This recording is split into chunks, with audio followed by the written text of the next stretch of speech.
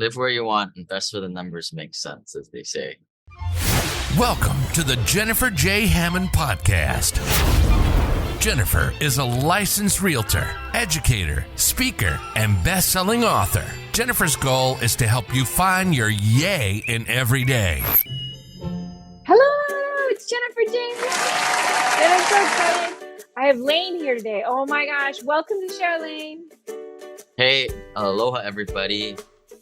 And I was going to say, and I don't want to mispronounce your last name. Say it. Kawaoka, Lane Kawaoka. Kawaoka. Kawaoka. Are you in Hawaii? I didn't even ask you that earlier. I am. You know, My brother's they in say? Hawaii. He's on the Big Live- Islands. live where you want, invest where the numbers make sense, as they say.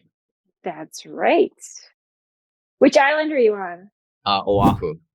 Oh, wow. Nice. How beautiful. You should definitely live where you want to. So let me go ahead and let me start with a little bit about your story, because I love the fact that you are definitely one of those people. I mean, now I love that you are not one of the fake gurus. You are one of those people who actually is very real. And you started doing real estate investing, passive real estate investing in your 20s. Yay! And I think that your story is just great because you were an engineer. And I think just like being a doctor or a lawyer, I think most people think once you're an engineer, you're always going to be an engineer. So will you share a little bit about your story and how you got into real estate investing? Yeah, I mean, I kind of call this a linear path. You know, I was taught to go to school, study hard, buy a house to live in, and then work at that job for 40, 50 years, doing the whole 401k, traditional investment stuff. But I followed that path and worked this job and, for one day, and I was like, this sucks, right? But I was still financially on that path of 401k, buy a house to live in, bought a house to live in. But because I was traveling all over for work as a younger construction engineer, going from project to project, I was only home on like Saturday. So it was kind of silly for a young 20-year-old kid to have this big house all to himself. So I started to rent it out, and that was back in 2009. And I was like, wow, I'm making money 4 ways: mortgage, pay down, appreciation tax benefits, and this cash flow thing. For what at the time was just like, a few $100 of beer money at the time. And then I got to thinking for a few months. I was like, wait a minute, if I just did this a handful of times, I'll be able to quit my day job and fire my boss. And that was kind of the start of this whole, accidental path down rental real estate and, getting off, like I call the linear path. And I think that life does have so many curves and pitfalls and unexpected turns that so often we think it's going to be this, straight, linear, easy, predictable path. And it is so not. And I think that in real estate, I'm sure I'd love your take on this. In real estate, have you found that you also have to learn to be creative thinking when things don't go quite as planned? Well, you do and you don't, right? Depends. I mean, most of my clients today are passive investors, and we're not house flippers doing active real estate stuff. Or the main focus really should be your highest and best use for your time. Yeah. For a lot of people in our world, doctors, lawyers, engineers, accountants, pharmacists, maybe unfortunately for them, but the people who don't like their day jobs, there are a lot of them out there. Unfortunately for them, they may have to just go back to work because they just make too high hourly rate. But optimize outside of that and invest passively in real estate, whether that's how I did it initially with buying little rental properties as I was working my engineering job. But, once you become an accredited investor, getting off the beaten path and going to syndications and private placements. But I mean, you're exactly right. If you make this an active business, you have a lot of pitfalls and lefts and rights and zigs and zag, and it should be your full-time day job. But if you got the money, you can kind of step over that. Or as I'm writing in my next book, The Wealth Elevator, there's different floors to this wealth building journey. If you're in the basement and you don't have money, well, either go get a job, right? Or I'm not a big fan of college. Go to college, get a better job, get more income. And part of the other equation is stop spending your money like a drunken sailor. But once you get to the first and second floor, right, now you have some investable assets, and then you kind of start building from there. You don't necessarily need to run around with your head cut off, wholesaling houses or flipping houses. And I think it's really important to know that it depends on what your lifestyle is and what you want to do. And I have every so often, I have someone who says to me, well, I just love to create. And that's why I love flipping houses, because I love the opportunity to change everything. But that's also, it's a very different experience than, like, say, for instance, for you, owning 4,000 units. That's a very different experience because you're doing more of the passive income. You have a whole team that's doing the hard work day to day, right? Yeah, yeah, and like I think I don't know. I don't want to offend anybody these days, but defend everybody and everything you say, I guess. But like, I know. it's I like, know. oh, I love my job, right? It's like, well, you got no choice. You got to work your job. So good thing you love it, right? You trick yourself into thinking it. But for me, it's when I talk to like, new people or people getting started, it's like, well, have a little bit of like self-reflection. Like, what is it that you have to work with? Are you broke? Do you have a lot of time on your hands? Then yeah, you're going to have to be more on the active side. But if you have a six-figure job or greater and you're super busy, and especially if you have a family, you're short on time, but you got liquidity and cash, right? That lines up to be more on the passive side of this equation. I think, unfortunately, the people who don't have money that are super active, that are on every single like internet form out there, used to be like the in-person guru seminars. I would go to that nonsense on the weekends or the week. No, they don't do it on the weekdays because they should be working their jobs. But like those types of characters, right? They typically don't have money, which is why they're more on the active side of the business. But I think that's the hard thing for a lot of folks like myself. When I got started, it's like, well, where are the professionals? White Yeah. collar people working, where are those guys congregating? Because they sure aren't going to the local real estate club, hanging out with a young broke guy, going to drink some beers for happy hour. They work with multiple six-figure job and they got to get back home because they never seen their family the whole day. And, they want to have somewhat of a family life. So that's a great question. So if somebody's brand new and they are listening to this and they're in their 20s and they're thinking about, how do I meet people in this realm who are actually doing a good job and successful in here, and not just the posers, the ones who are the wannabes, the pretenders? What would your advice be to them? Well, it depends, right? Are we talking about a younger broke 20-year-old? Or are we talking Yes. about, okay, for those guys, you guys can go anywhere you want. Meet up, local real estate club. There's a lot of broke guys all over the place. It's super easy to find your crew, right? But if there are a lot of guys out there that make, $150,000 outside of school, like I have a lot of computer engineer science guys. Right. They make $250,000 out of college. Now those guys, it's going to be kind of a waste of time to go interact with lower net worth investors, flipping houses, wholesaling houses. Sure. And I don't want to come across as like demeaning or anything like that. Look, it's all part of this journey along the road. I don't care how old you are. Your net worth depends on where you are when you fit into this journey and what strategies apply to you. But that was my problem, right? Like I was kind of like, I mean, I didn't get paid that much out of college, but I saved. I was saving like 30, 50 grand a year and buying rental properties out of my paycheck. And there aren't many people like that, but there's still quite a bit out there. Yep. And for those people, you're just going to have to kind of find that like cohort group and have some like, maybe that's a bad word, be discriminatory on who you interact with. What is their pedigree, right? Where is their net worth? At the end of the day, net worth don't lie.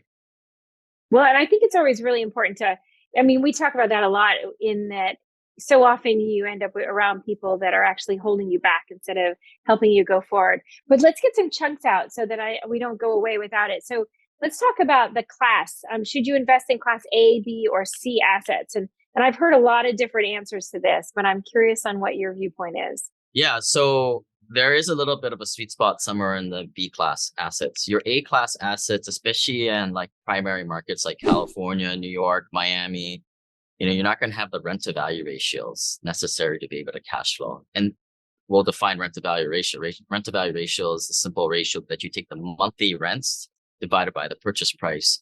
And we're looking for something 1% or higher. That's what we look at all of our apartment complexes. And if you're a newer investor who has $20,000, $30,000 to put on a down payment, 20% down payment, then now you're looking at, $120,000 house that rents for a little over $1,000 a month.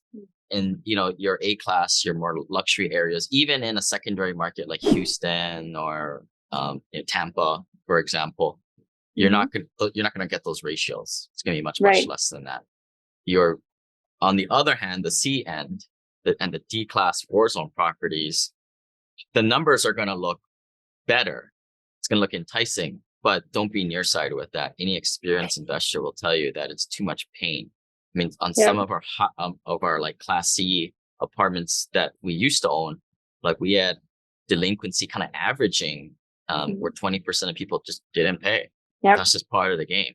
So, like I said, there's a little bit of sweet spot in this middle, and we call this workforce housing. This is like Yeah. the lower middle class. So rents between $900 a month to $1,300 a month, something for the common man. And to me, like, I invest off of trends, long-term trends and fundamentals, not little things that come in and out every few years. Yeah. And part of that is the rich are getting richer, the poor are getting poorer, the middle class is becoming the lower middle class. And that's the demographic that we want to kind of serve because of the growing demand of the lower middle class workforce housing. Yeah, and Class C is funny. I had one of the gurus in the very beginning who had talked me into purchasing Class C, huge, is 300 and well, actually huge, but 350 units in Atlanta, Georgia, and it was Class C. And it was interesting because I have more stories from that one deal that did not go perfectly.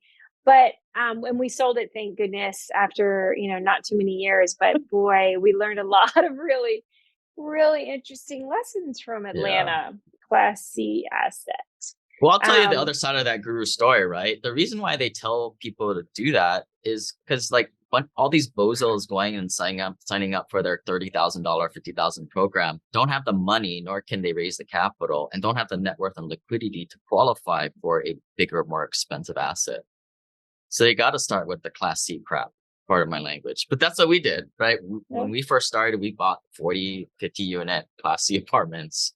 They were yeah. like the most difficult tenants, the most biggest capex problems. And granted, that's how you learn and you get better. But that's as you start to zoom out, right? And you start to see what are the professionals, institutional investors doing.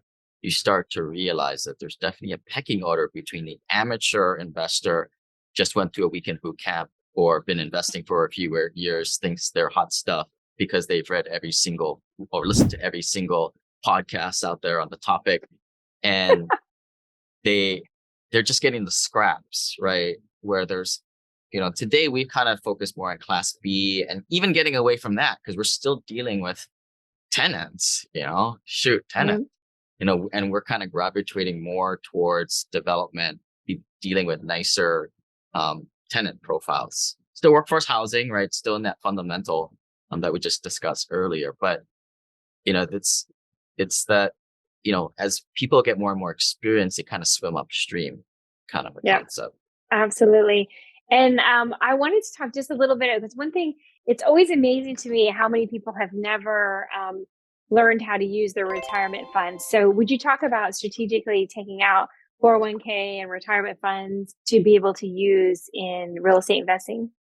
Well, I mean, we can talk about later why I don't really like them, but the problem with retirement funds, it's just a vehicle, right? And most times, unless you self-direct it, you're stuck with a cafeteria of options within the traditional investment world.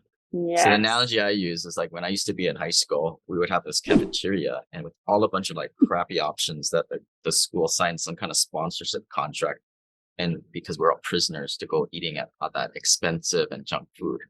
As soon as we got the off-campus pass, we were out, right? Pizza Hut, Burger King, KFC, obviously bad food options, but they were tastier and, cheaper options than being stuck in the cafeteria.